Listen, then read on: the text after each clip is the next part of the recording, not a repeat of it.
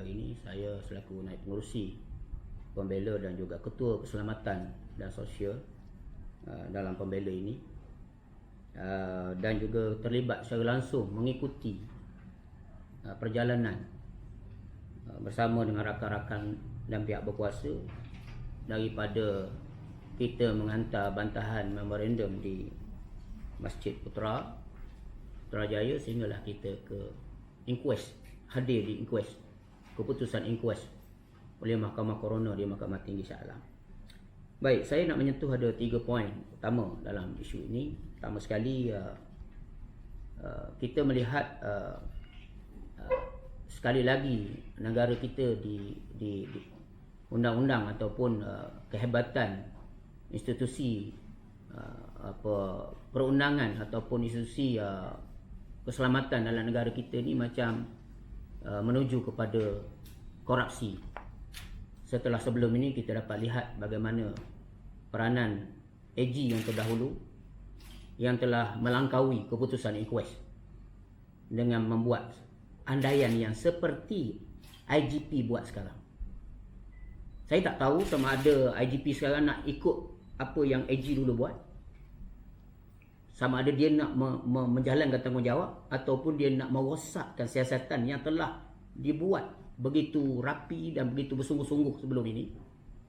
Dan kalau kita lihat dalam kes arwah Datuk Sosilawati dan rakan-rakan yang dibunuh oleh beberapa orang Hindu termasuk peguam, saya rasa lagi sukar kerana dengan keadaan ketiadaan bukti juga, bahkan mayat itu sendiri dah dibakar dan dicampakkan di dalam sungai. Tetapi kecekapan PDRN, Polis Malaysia, antara yang tercekap di dunia, boleh mengesan, boleh menjual siasat, saksi-saksi, boleh mendapatkan bukti-bukti, sehingga akhirnya mereka-mereka yang bertanggungjawab terhadap pembunuhan itu telah pun berjaya dibuktikan bersalah dan menerima hukuman. Jadi ini menunjukkan kredibiliti pihak polis dulu begitu hebat. Sedangkan kes arwah adik di depan mata, dengan video lagi, dengan saksi yang begitu ramai, dengan keadaan polis berkawal ketika itu, FRU ada, polis ada, melihat kejadian itu. Seperti mana yang disebut oleh pihak Hakim Mahkamah Coroner dalam inquest, merumuskan bahawa terdapat kecuaian pihak polis dalam mengawal rusuhan, kegagalan pihak polis mengawal rusuhan yang berlaku, perusuh-perusuh Hindu memukul arwah adik di hadapan polis yang berkawal, dan polis gagal mencegah perusuh untuk memukul arwah adik. Ini jelas Mahkamah Coroner, hakim sendiri, saya sendiri mendengar di dalam mahkamah. Jadi bagaimana dalam keadaan di depan polis dah buat cuai, dah gagal mengawal perusuh memukul arwah, tiba-tiba dalam siasatan pun polis gagal lagi melaksanakan tugas dengan mencari, menangkap, menyiasat sehingga melepaskan mereka. Bahkan AG dulu pun berkompromi untuk mempertahankan kumpulan-kumpulan suspek tersebut dengan menyatakan kononnya kemalangan daripada sebab lain, bukan disebab yang seperti disebut oleh Mahkamah Coroner melalui keputusan inquest. Dan begitu juga dengan saksi-saksi yang cukup banyak. Saksi yang melihat, pakar patologi Profesor Dr. Shahrum sendiri menjelaskan semua secara terperinci tentang terdapatnya proses kejadian yang menyebabkan kematian beliau. Jadi bagi saya pun tak faham IGP sekarang sedang buat kerja untuk membuktikan kewibawaan PDRM ke, atau nak menunjukkan PDRM dah sudah putus asa atau tak ada daya upaya lagi. Jadi kalau dah tak ada daya upaya, kita syorkan berhenti, letak jawatan. Dan kita minta Kementerian Dalam Negeri, Menteri Kabinet lantik IGP baru. Sebagaimana AG dulu dilantik dan dilantik AG baru. Kena betulkan balik. Sebab rakyat bukan bodoh sekarang. Rakyat bukan bodoh. Kami sedang menilai. Kami sedang memerhatikan setiap perangai-perangai yang berlaku dalam keadaan kes demi kes yang menimpa kepada golongan Melayu Islam, khususnya bangsa peribumi Melayu Islam dan pejabat awam, seperti yang berlaku kepada kes arwah Muhammad Adik. Yang kedua, Saya juga ingin mempersoalkan tentang polis tidak pernah mengeluarkan statement mengatakan bahawa mereka ada meminta maaf kepada pihak keluarga atau kecuaian yang berlaku kerana gagal mengawal perusuh. Ini adalah keputusan Mahkamah Coroner. Jadi kita jangan ulang lagi, sebab polis bagi kami, rakyat ini, NGO ni, kami melihat polis dah buat salah kerana gagal mengawal perusuh, memukul arwah adik. Ini keputusan mahkamah daripada 30 lebih saksi yang dipanggil. Bagi saya ini jelas. Tetapi dengan kenyataan yang dibuat begini, ini sangat-sangat menyakitkan hati orang Islam, orang Melayu Islam. Sangat-sangat menyakitkan hati. Kalaulah IGP tak boleh buat kerja, tolong KDN, Menteri Dalam Negeri, lantik IGP baru. Cakap terus terang saja. Sebab buat apa nak malukan kita? Polis Malaysia antara yang tercekap. Kalau militan Islam baru bawa baja je dah kena tangkap. Risikan cukup pun cekap. Aisyah baru bawa buku saja dah kena berapa tahun? 5 tahun. Tapi untuk golongan ini, baik pembunuh arwah adik ataupun LTTE, sehingga sekarang kita nampak seperti kita dipermain-mainkan di dalam negara kita sendiri.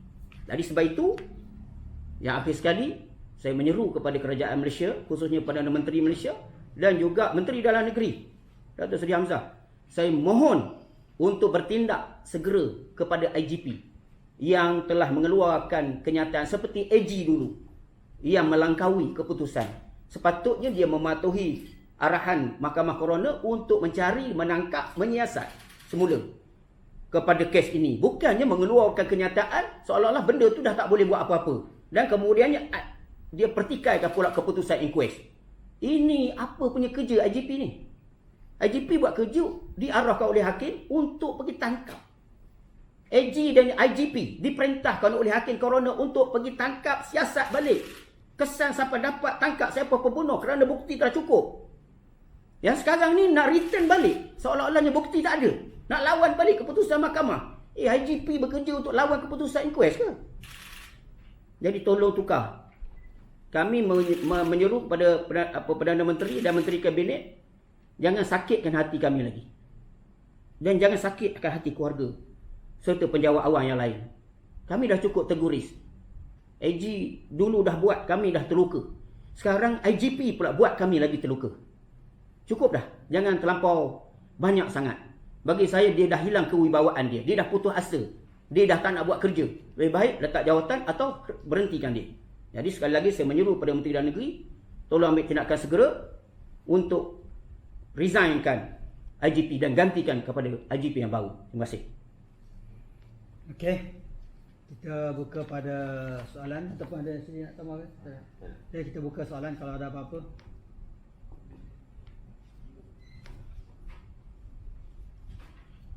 IGP ni mana? Habis tenor dia, dia punya kontrak. Dan habis dah. Izin habis. Tapi Dan jangan buat slack lah dah habis ni. Allah Akbar. Jadi saya campur tangan politik. Saya tidak pasti, saya tidak mau membuat apa-apa tuduhan, tetapi statement beliau itu memang satu statement yang luar biasa pelik. Seperti yang dikata oleh sahabat saya tadi, inquest sudah pun Jelas. mengatakan keputusan terdapat elemen-elemen pembunuhan dan mengarah polis menangkap dan menjalankan lebih detail siasatan. Tetapi IGP mengata sebaliknya. Jadi ini bagi saya satu statement yang luar biasa. Sama ada campuran politik atau tidak, itu kita serahkan kepada pengadilan nak menentukannya. Kita harap tidak ada. Jangan ada campuran politik. Okey. Apa langkah pembela seterusnya kalau kes ni masih? Kita akan membuat pantauan yang rapat dan kita akan berbincang dengan pihak barisan para lawyer kita. Kita mungkin akan desak IGP meletakkan jawatan dan akan menghantarkan memorandum kepada pihak KDN untuk melihat perkara ini, tuntutan yang kita telah sebutkan tadi, termasuk yang disebut oleh sahabat saya tadi ya.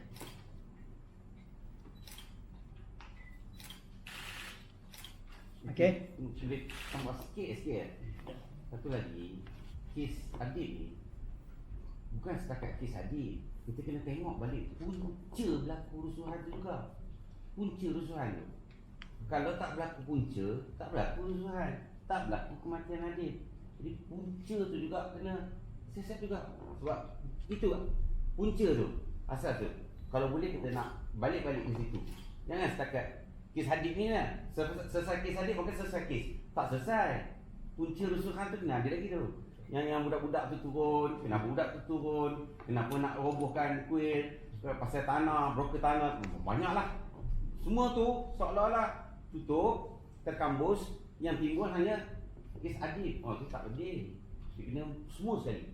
Keseluruhan tu. Bermula daripada rusuhan sampai ada kes Hadib. Nanti kalau boleh lah keadilan ditegak sampai peringkat yang seperti itulah. Allah. Okey. Terima kasih banyak-banyak datang.